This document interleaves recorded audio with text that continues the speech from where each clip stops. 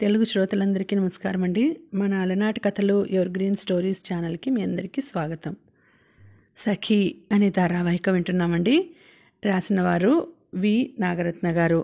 ఇక ఆలస్యం చేయకుండా మనం కథలోకి వెళ్ళిపోదామండి. వీడియో చూసిన వెంటనే లైక్ చేసి షేర్ చేసి తప్పకుండా సబ్స్క్రైబ్ చేసుకోండి. మన ఛానల్ని బెల్ ఐకాన్ యాక్టివేట్ చేసుకోండి. ఒక్క రిక్వెస్ట్ అండి, మళ్ళీ ఏంటి అన్నట్టు చూశాడు. జరిగిందేదో జరిగింది. మా ఇద్దరి విషయం మరెవరికీ తెలియనివ్వద్దు. హత్య వెనుక పాత్రధారి ఏమీ అయ్యుంటే తెలియకుండా ఎలా ఉంటుంది అనుకున్నా రెట్టించకుండా సరే అని బయటకు వచ్చేశాడు. మమతకు గుండె రెట్టింపు వేగంతో కొట్టుకోసాగింది. చిన్న బావతో సంబంధం వింత అనుభవాలని మహత్తరమైన అనుభూతుల్ని ఇస్తోందని మురిసిపోయింది. కానీ పర్యవసానం ఇలా ఉందేంటి? ఇప్పుడు తన సంసారం ఏం కానుంది? అగాధంలో కూరుకుపోతున్నట్టుగా ఉందే అనుకుంది. ఆమెకు రామ్మోహన్తో తన సంబంధ బాంధవ్యాలు కళ్ళ ముందు మెదిలాయి. మమతకు రామ్మోహన్ని చిన్నబావ అని పిలవడం అలవాటు. ఆమె కంటికి అతను మహా సొగసుగా కనిపించేవాడు. ఆమెకే కాదు, అందరూ అతన్ని అందగాడని అంటారు. ఆమెకి చిన్నబావని పెళ్లి చేసుకోవాలని ఉండేది. కానీ తల్లిదండ్రులకి బొత్తిగా ఇష్టం లేదు. చెప్పుకోదగ్గ చదువు లేదు, వెనక ఆస్తిపాస్తులు లేవు. కనీసం బాధ్యత తెలిసిన మనిషైనా కాదు. ఏం చూసి వాడితో సంబంధం కుదుర్చుకుందాం అన్నాడు తండ్రి వెటకారంగా. ఇక తల్లేమో ఎర్రగా బుర్రగా ఉన్నాడని కట్టుకుంటే రేపు జీవితాంతం ఏడుస్తావు. వాడు కష్టపడి పెళ్ళాం బిడ్డల్ని పోషిస్తాడన్న నమ్మకం కూడా కలగడం లేదు. ఎంత జులాయిగా తిరుగుతున్నాడో నువ్వు చూస్తున్నావుగా అంది. లేదమ్మా, నాకు బావంటే ఇష్టం. ఆమె మొహమాటాల్ని అటక మీదకి విసిరేసి చెప్పింది. ఈ ప్రేమలకేమొచ్చులే, ఈ వయసులో ఇలాంటి వ్యామోహాలన్నీ మామూలే. పెళ్ళయ్యేలోగా 1000 మంది కంటికి నదురుగా కనిపిస్తారు. అవన్నీ పెళ్లి వరకు రావు అంది తల్లి. పెద్దవాళ్ళం అనుభవ జ్ఞానంతో చెప్పినప్పుడు వినాలి. మంకు పట్టుపట్టి వాణ్ణే చేసుకుంటానంటావా? నీ ఇష్టం. కట్టుబట్టలతో వెళ్ళిపో. ఇక నీకు మాకు ఎలాంటి సంబంధము ఉండదు అనేసి తండ్రి విసురుగా అక్కడి నుంచి వెళ్ళిపోయాడు. పెద్దవాళ్ళని ఎదిరించి భావం చేసుకునేంత ధైర్యం తెగువ మమతలో లేవు. పైగా వాళ్ళు చెప్పిన తర్వాత ఆలోచిస్తే నిజంగా బావలో ఎక్కడా కుటుంబ బాధ్యత మోసే లక్షణాలు కనిపించలేదు. తర్వాత కొద్ది కాలంలోనే మమతకి ఆంజనేయులతో పెళ్ళైపోయింది. భర్తకు వాటర్ వర్క్స్లో ఉద్యోగం, విశాఖపట్నంలో స్థిరపడ్డారు. ఎప్పుడైనా పెళ్ళిళ్ళు పేరెంటాల్లో కలవడమే తప్ప పనిమాల మామయ్య గారింటికి వెళ్ళింది లేదు, చిన్న బావను కలిసింది లేదు. అయితే మధ్య మధ్యలో కబుర్లు తెలుస్తున్నాయి.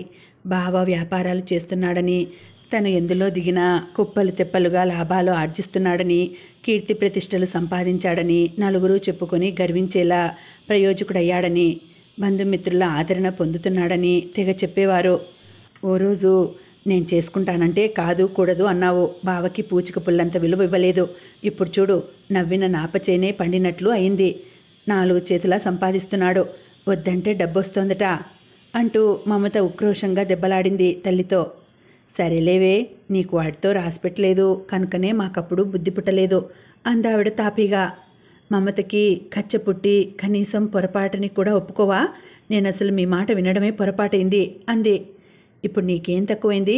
మేం వెతికి తెచ్చినవాడు బంగారం కాదేంటి అంది తల్లి. బంగారమో వెండో తర్వాత సంగతి. అసలు చంకలో బిడ్డను పెట్టుకుని వెతికి తేవాల్సిన అవసరం ఎందుకొచ్చింది అంది. ఇప్పుడు గుంజాటనలు గింజుకోవడాలు ఎందుకు? అల్లుడు నిన్ను పువ్వుల్లో పెట్టి చూసుకోవడంలా? అవునవును, పొద్దున్నే క్యారియర్ పట్టుకుని వెళ్ళి సాయంత్రం దిగుతాడు. గుమస్తాగిరి కూడా ఓ ఉద్యోగమేనా? తిప్పి తిప్పి కొడితే 20,000 లేదు జీతం. ఇది మరీ చోద్యంగా ఉంది. రాజును చూసిన కంటితో మొగుణ్ణి చూస్తే ఆనలేదంట. నీలాంటి దానికే. నా అల్లుడు బంగారం కాదు.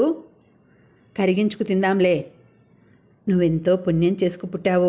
నీతోటి వాళ్ళెందరో తాగుబోతు మొగుళ్లతో తన్నులు తింటూ విరక్తిగా బతుకులేడుస్తున్నారు. నన్ను అడిగితే నువ్వు మామూలు పూజలు కాదు, బంగారు పూలతో పూజలు చేసి ఉంటావు. అందుకే నీకు ఆంజనేయుల్లాంటి ఉత్తముడు దొరికాడు. పూజలేం కర్మ, దండిగా లంచాలు కూడా ఇచ్చొచ్చాలే. అందుకే 24 క్యారెట్స్ గోల్డ్ దొరికాడు. మా బాగా చెప్పావు, అంతే అయ్యుంటుంది. పైకి అలా సరదాగా తేల్చిపారేసిన లోపల భావన అనవసరంగా కోల్పోయాను అని మమతకు చాలా బాధగా ఉండేది. తన స్థానంలో వచ్చిన సునంద అంటే అవ్యక్తమైన కోపం, విసుగు. ఏ మాట కామాటే చెప్పాలి. సునంద ఎప్పుడూ మంచిగా మర్యాదగానే ఉండేది. కానీ మమతకే సునందంటే అక్కసు. తనకు దక్కాల్సిన బావని సునంద కాజేసింది అనిపించింది. ఆమెకే ముందు పెళ్ళైనా సరే బావ ఎందుకు పెళ్లి చేసుకోవాలి? తన కోసం చాన్నాళ్ళు చేసుకోకుండా ఆగచ్చుగా. అలాగే ఉండిపోవచ్చు కదా. ఎన్ని సినిమాల్లో చూపించరు? అమ్మాయికి ఏదో కారణాన పెద్దల బలవంతంతో పెళ్ళైనా సరే అతను చేసుకోకుండా అలాగే ఉండిపోతాడు. తర్వాతెప్పుడో ఆమెకి ఏదో నెపంతో భర్త దూరం అయితే అప్పుడు నేనున్నాను కదా, బాధపడకు, నిశ్చింతగా ఉండు అంటూ చేతిలో చెయ్యేసి ధైర్యం చెప్తాడు, చేయూతనందిస్తాడు. ఆమె కన్నీళ్లు తుడిచి ఆనంద బాష్పాలను నింపుతాడు. అలాంటి మధురోహాలకు తావీయకుండా ఆ చిన్నబావ చెత్తగా పెళ్లి చేసుకున్నాడని చిరాకు కలిగేది.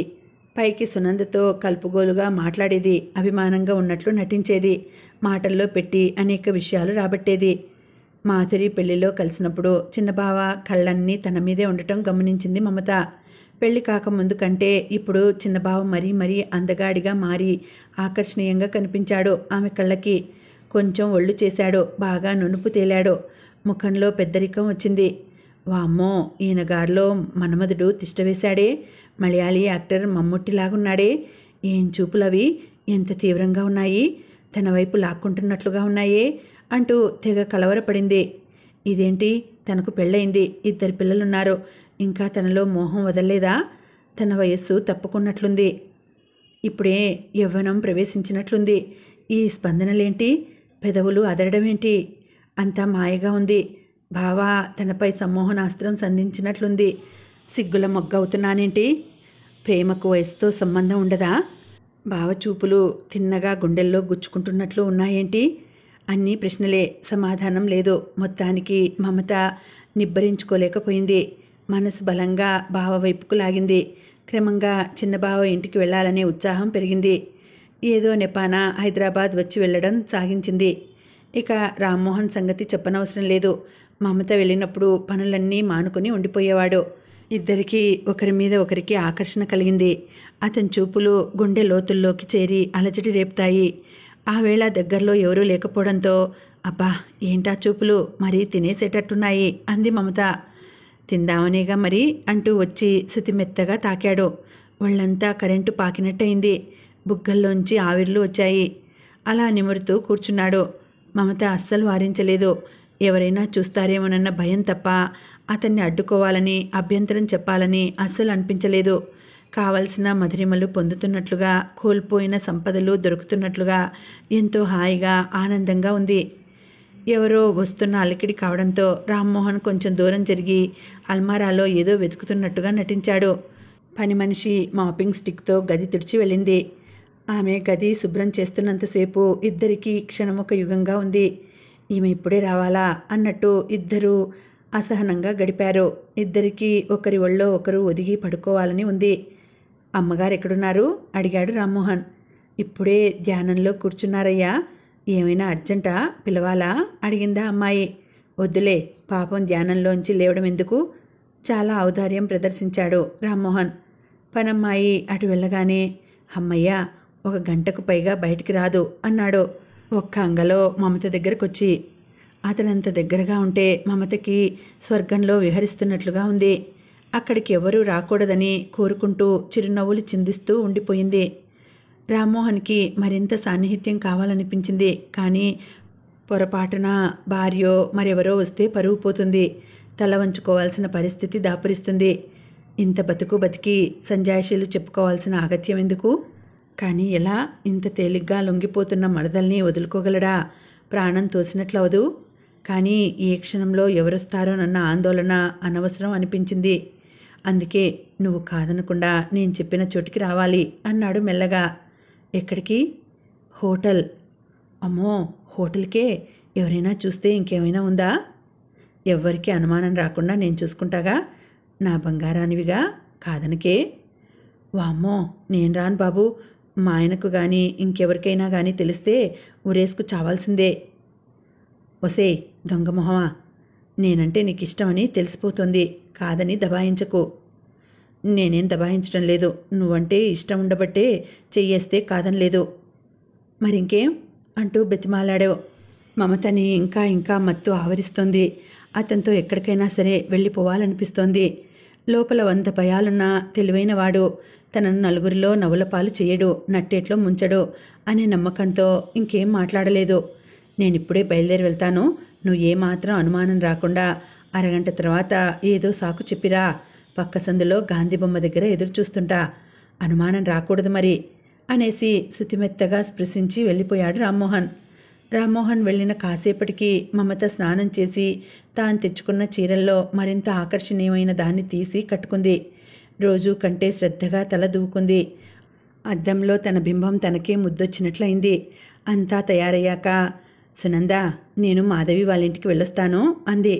అయ్యో, ఇప్పుడేంటి, భోజనం చేసిన తర్వాత వెళ్ళొచ్చుగా అంది సునంద. లేదులే, ఇప్పుడే వెళ్తాను. వీలైతే భోజనం వేళకి ఇక్కడికే వచ్చేస్తాను అంది మమత. పోనీ వెళ్ళేది ఇంకొంచెం ముందైనా బాగుండేదిగా, ఆయన దింపేవారు అంది సునంద రవంత అనుమానం లేని నిష్కల్మష హృదయంతో. అలా కలిసి వెళ్తే అనుమానం వస్తుందనేగా తల్లి అని మనసులో అనుకుని, బావకెందుకు శ్రమ, కారులోనే పుట్టామా ఏంటి, నేను వెళ్తాలే అనేసి చెప్పులేసుకుని గుమ్మం దాటింది మమత. గాంధీ బొమ్మ దగ్గర బావ కారు ఎక్కుతుంటే ఎవరైనా బంధువుల కంట పడదు కదా. హోటల్లో గది అంటే ఇంకా గాబరాగా ఉంది. ఎవరైనా చూస్తారేమో, అనుమానిస్తారేమోనని ఒకటే భయం. కానీ బావ చూపులో ఏం మహిమ ఉందో. తన మనసు తన అదుపులో లేకుండా పోయింది. అతని వైపు లాక్కెళుతోంది. ఆ చేతుల్లో సమ్మోహనాస్త్రాలు ఉన్నాయి. ఆ స్పర్శ కోసం శరీరంలోని అణువణువు తహతహలాడుతోంది. ఎంత భయమున్నా దాన్ని మించిన ఉబలాటం ఉంది. అందుకే ఆమె రామ్మోహన్ వైపు పరుగులు తీసింది. మమత గాంధీ బొమ్మ వద్దకు చేరేసరికి రామ్మోహన్ కొద్ది దూరంలో రోడ్డు పక్కన పార్కు చేసిన కారు స్టార్ట్ చేశాడు. మమత పక్కగా స్మూత్గా ఆపి డోర్ లాక్ తీశాడు. మమత కారెక్కి కూర్చుంది. ఏసీ చల్లదనం హాయిగా ముఖానికి తగులుతోంది. స్ప్రే చేసిన శాండల్వుడ్ పరిమళం సమ్మోహనంగా ఉంది. సన్షేడ్ గ్లాసెస్ కనుక లోపలిదేమీ బయటకు కనపడదు. అందుకే ధీమాగా మమతను ఎడంచేత్తో దగ్గరకు లాక్కున్నాడు. అతని గాఢ స్పర్శకు ఆమె వివసురాలైంది. బావా, నాకు చాలా భయంగా ఉంది. మరెందుకొచ్చావు అని వెక్కిరింతగా కాకుండా ఆమె నోటితో తన మీదున్న ఇష్టాన్ని చెప్పించాలని అడిగాడు. ఏం చేయను, నీ చూపుల గాలానికి పడిపోయాను. పెళ్ళయి పిల్లలు పుట్టాక కూడా ఇంత బలమైన ఆకర్షణలుంటాయని నాకు తెలీదు. పొద్దున నువ్వు తాకిన తర్వాత నాకు నిజంగా ఏదో అయింది. ఏమైందే బంగారం? మళ్ళీ శుతిమెత్తగా తాకుతూ అడిగాడు. మమత మత్తుగా కళ్ళు మూసుకుంది. శరీరం ఆమె ఆధీనంలో లేదు. బావా, సిగ్గు లేకుండా చెప్తున్నాను, నిన్ను బలంగా హత్తుకోవాలని ఉంది అంది. ఇంకాసేపయ్యాక అదే చేద్దు గాని. ఇంతకీ ఇప్పుడెక్కడికి తీసుకెళ్తున్నావు? స్వర్గానికి. హాస్యాలు కాదు, నిజం చెప్పు. హోటల్కు మాత్రం వద్దు, నాకు భయంగా ఉంది. ఇది మీ ఊరు కాదుగా, భయపడితే నేను భయపడాలి. నీకెందుకు? మగాడివి, నీకెందుకు నాయనా భయం? ఆడదాన్ని కాబట్టి నాకే 1000 భయాలు. నేనుండగా నీకెందుకు భయం? నీకేమీ మాట రాకుండా చూసుకునే భారం నాది. నిశ్చింతగా ఉండు. చెప్పు బావా, ఇప్పుడెక్కడికి? మా ఆఫీస్కే. ఆఫీస్కా? తానెందుకు ఇలాంటి వ్యామోహంలో పడిందో అర్థం కాని అయోమయంలో కొట్టుకుపోతుండగా, ఏంటే మరదలా తెగ ఆలోచిస్తున్నావు అన్నాడు. రామ్మోహన్ కుడి చెయ్యి మాత్రమే స్టీరింగ్ మీదుంది. రెండో చెయ్యి మమత భుజాన్ని నిమురుతోంది. ఏం లేదు, ఇప్పటిదాకా ఏం జరుగుతుందోనని తెగ భయపడ్డాను. అలాంటిదేం లేదని తెలిసాక కుదుటపడ్డాను. ఎందుకు జరగదు? ఇవాళ నిన్నిలా వదిలేస్తే నాకు పిచ్చెక్కిపోయేలా ఉంది. ఏంటి మతి లేకుండా మాట్లాడుతున్నావు? ఆఫీస్లో నా ఛాంబర్ పక్కన మరో గది ఉంటుంది. మధ్యలో కాసేపు రిలాక్స్ అవ్వడానికి మంచం గట్రా అన్ని సదుపాయాలతో. చూస్తావుగా. చిన్న బావ బాగా సంపాదిస్తున్నాడని వింటోంది, కానీ ఇంత దర్జా, ఇంత విలాసం అని తెలీదామెకి. కొంచెం విస్తుపోయింది. క్షణంలో తేరుకొని, బావా నిజం చెప్పు, కేవలం రిలాక్స్ అవ్వడానికేనా, లేక అప్పుడప్పుడు అమ్మాయిల్ని తెచ్చుకుంటున్నావా? చచా, నువ్వంటే నా మరదలివి, తెగ నచ్చావు కాబట్టి. స్త్రీలోలుణ్ణి అనుకున్నావా ఏంటి? ఆ మాటకి ఆమె సంతృప్తి చెందింది. ఎంత డబ్బు అవకాశాలు ఉన్నా బావకి అలాంటి వ్యసనాలు లేవు అనుకోవడం ఆమెకి బాగా అనిపించింది.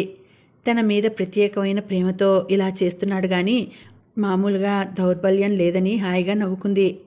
ఒక వీధిలో కారాపాడు రామ్మోహన్. చూడు మమత, నువ్విక్కడ దిగిపో. కొంచెం ముందుకు వెళ్తే ఎడంవైపున గోపి ఐ క్లినిక్ ఉంటుంది. దానికి ఎదురుగా ఉన్న సందులోకి వెళ్ళి ఓ 1000 గజాలు నడిస్తే కుడివైపే ఆఫీసు. వాచ్మెన్కి నన్ను కలవాలని చెప్పు. ఏం పని అంటే కాన్ఫిడెన్షియల్, ఆయనతోనే మాట్లాడాలి అని చెప్పు. అదేంటి, నేను నీతో పాటే వస్తే సరిపోతుందిగా? ఇలా అయితే ఏ వెధవకి అనుమానం రాకుండా ఉంటుంది. నేను వచ్చాక మాత్రం అనుమానం రాకుండా ఉంటుందా? రాదు. ఫ్లాట్ల గురించి మాట్లాడడానికి ఎందరో వస్తుంటారు. నువ్వు అలాగే అనుకుంటారు. ఎవరు తలుపు తట్టి గదిలోకి రారా? కాన్ఫిడెన్షియల్ అంటే ఎవరూ రారు. మమతకి అవమానంగా అనిపించింది. తాను తప్పు చేయడానికి సిద్ధపడబట్టేగా ఇలా నడి రోడ్డు మీద దింపి అపరిచితురాల్లా తర్వాత వచ్చి కలవమంటున్నాడు. ఛీ, తానెందుకు ఇంతకి దిగజారింది? ఏ తప్పు చేయకుండా నిజాయితీగా ఉంటే సునందతో పాటు సగర్వంగా ఆఫీసులో అడుగు పెట్టచ్చుగా అనిపించింది. బావా, ఇదేం బాలేదు. నేను వచ్చిన దారినే ఇంటికెళ్తాను. ఇవాళే మా ఊరు వెళ్ళిపోతాను అంది. నీకేమైనా పిచ్చా? నువ్వేదో అపార్థం చేసుకున్నట్లున్నావు. నువ్వే ఆలోచించు. మనిద్దరం కలిసి వెళ్ళామనుకో, లోపలికెళ్ళి తలుపులు వేసుకుంటే ఎలా ఉంటుంది? అమ్మాయిల్ని తెచ్చుకుంటున్నాడని అందరూ గుసగుసలు పోతారు. ఆ పరిస్థితి నాకంటే కూడా నీకు మరీ అవమానం. నువ్వు వెళ్ళేప్పుడు ఒక్కరు చీత్కారంగా చూసినా భరించగలవా చెప్పు? వద్దు బావా, నీ మీద కలిగిన వ్యామోహం నన్నిలా అనాలోచితంగా తీసుకొచ్చింది. కానీ ఆలోచిస్తే నాకే అసహ్యంగా ఉంది. నాకు మనసొప్పడం లేదు. నేను వెళ్ళిపోతాను. వద్దే, ప్లీజ్. ఇవాళ నీతో స్పెండ్ చేయకపోతే నా జీవితమే దండగా. ఇందులో నువ్వు అవమానపడాల్సింది ఏమీ లేదు. నువ్వేమైనా వేరే వాళ్ళ కోసం వెళ్తావా? నా మీద ప్రేముంది కనుక వచ్చావు. నువ్వేం సిగ్గుపడాల్సిన అవసరం లేదు. ఇద్దరికీ ఒకరి మీద ఒకరికి బలమైన కోరిక ఉన్నప్పుడు అది తప్పెలా అవుతుంది? కానీ ఒక భోగం మనిషిలా నేను రావడమేంటి? ఇందులో నువ్వంత అవమానం చెందాల్సిందేమీ లేదు. కేవలం ఎవరికీ అనుమానం రాకుండా అంతే. ఇంట్లో మాత్రం ఒకేసారి బయలుదేరామా? అనుమానం రాకూడదనే కదా అలా ముందు వెనకగా వచ్చింది. ఇప్పుడు అంతే. కానీ నా మనస్సుప్పడం లేదు. ఇలా నసపెట్టకు. ఇప్పుడు మా ఆఫీసు వాళ్ళు ఎవరైనా ఇటుగా వచ్చారంటే మన ప్లాన్ అంతా గంగలో కలుస్తుంది. నా బంగారం కదూ, ఒక్క 5 నిమిషాల గ్యాప్తో వస్తావు అంతేగా? నువ్వు వచ్చాక ఎవరు డిస్టర్బ్ చేయొద్దని ఆపరేటర్కి కాల్ చేసి చెప్తాను. అప్పుడిక నేను నీ వాడిని అన్నాడు. మమత ఇక మొరాయించలేదు. రామ్మోహన్ చేతిని వదిలి కారు దిగింది. రామ్మోహన్ కారు ముందుకు వెళ్ళి కుడివైపుకు మళ్ళింది. మమత రోడ్డు పక్కన ఉన్న చెట్లను చూస్తూ 2 సార్లు ఆ చివరి నుండి ఈ చివరికి పచార్లు చేసింది. తర్వాత గోపి ఐ క్లినిక్ ఎదురుగా సందులోకి దారి తీసి ముందుకు నడిచింది.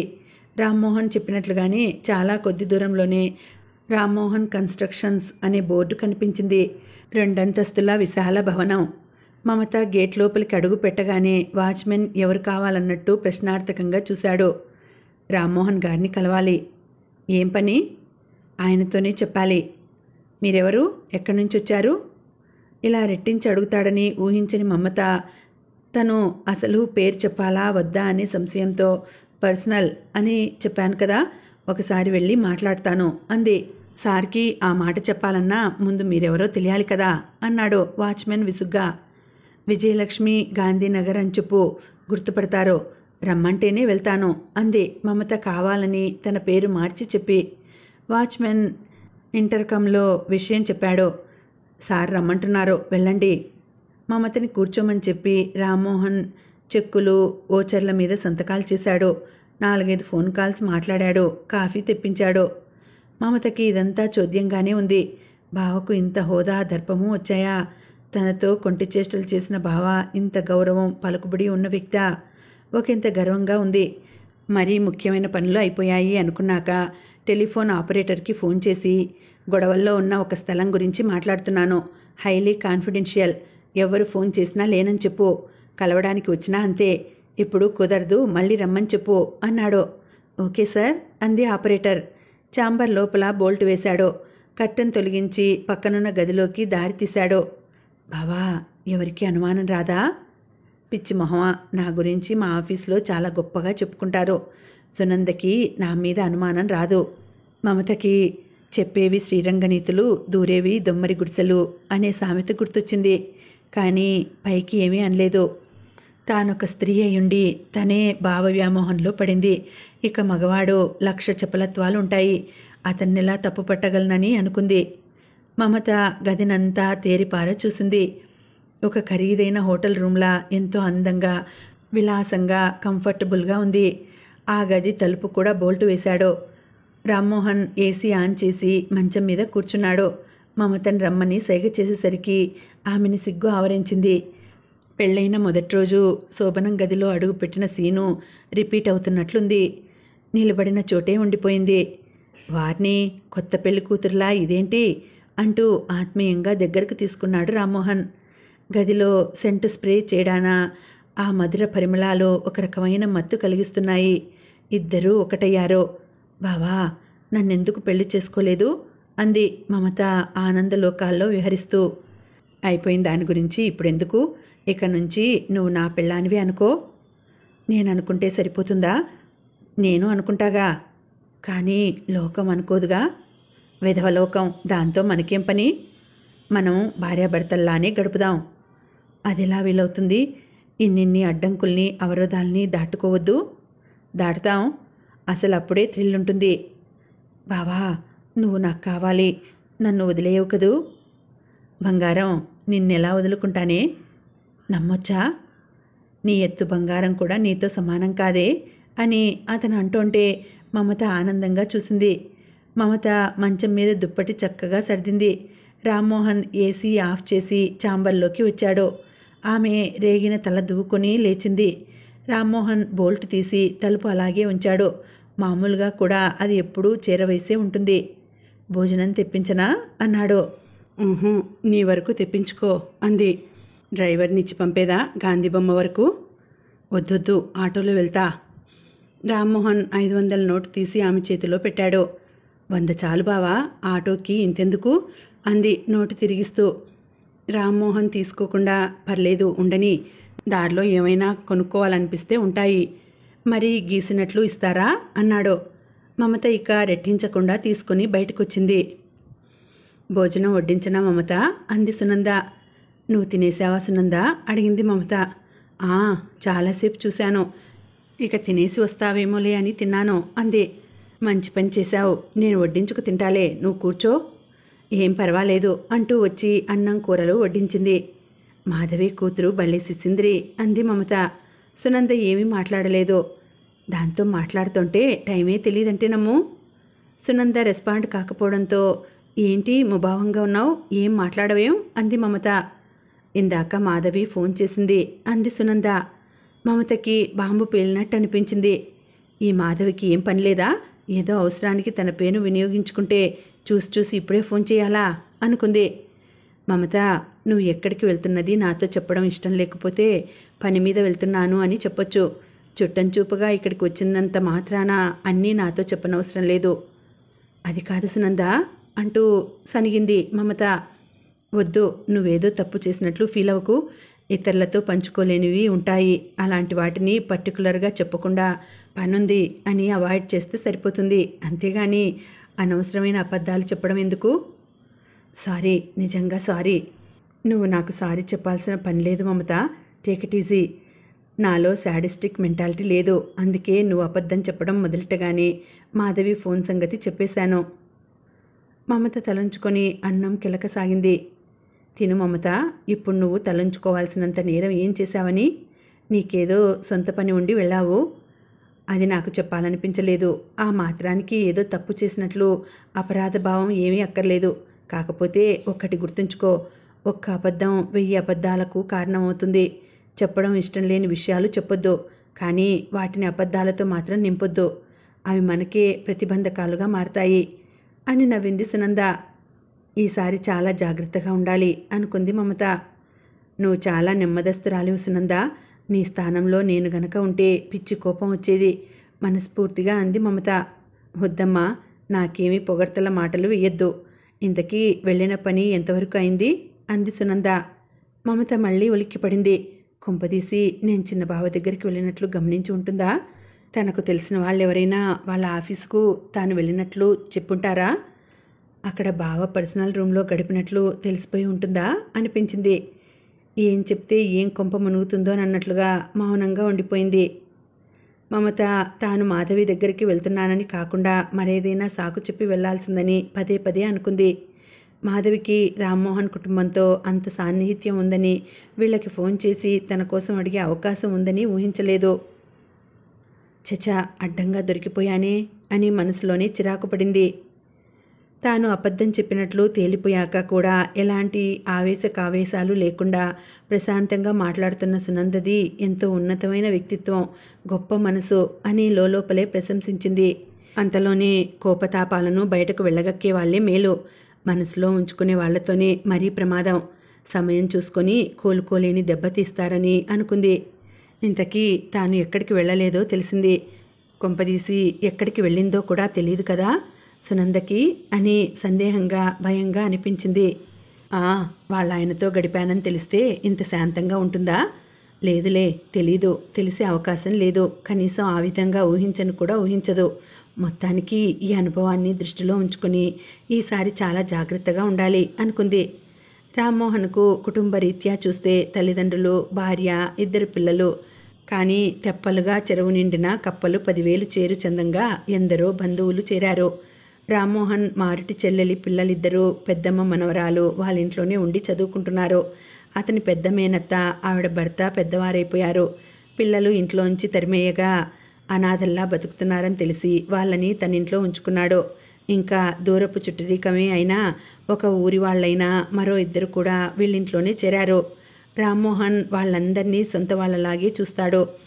ఏమాత్రం దర్జా దర్పం లేకుండా ఆత్మీయంగా మాట్లాడతాడు. ఇంట్లో స్థిరపడిన వీళ్ళుగాక రోజు వచ్చిపోయే వారితో ఆ ఇల్లు సందడిగా ఉంటుంది. వంటవాళ్ళు, ఇతర నౌకర్లు సరే. మమత భోజనం చేసి కాసేపు పడుకుంటాను సునంద అంది. పడుకో, బడలికగా ఉన్నట్టున్నావు అనేసి సునంద తమ పడగదిలోకి వెళ్ళింది. మమత తనకు కేటాయించిన గదిలో పడుకుంది.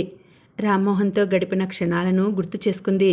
2 నిమిషాల్లో గాఢంగా నిద్ర పట్టేసింది. ఏమ్మా, ఇంతసేపు నిద్రపోతే రాత్రికి నిద్రేం పడుతుంది? కాఫీ తాగండి అంటూ పనమ్మాయి వచ్చి లేపగా మమత లేచి హాల్లోకి వచ్చింది. ఏంటి మమత, బాగా నిద్ర పట్టిందా అంటూ 2 సున్నుండలు, బూందీ ఉన్న ప్లేటు అందించింది సునంద. ఒక్కటి చాలు సునంద అంటూ అందుకుని ఆనక కాఫీ తాగింది. ఇంకా ఉందండి, కథ కొనసాగుతుంది. మళ్ళీ వచ్చే వీడియోలో తర్వాతి భాగం వినేద్దామండి. అంతవరకు సెలవు, నమస్తే.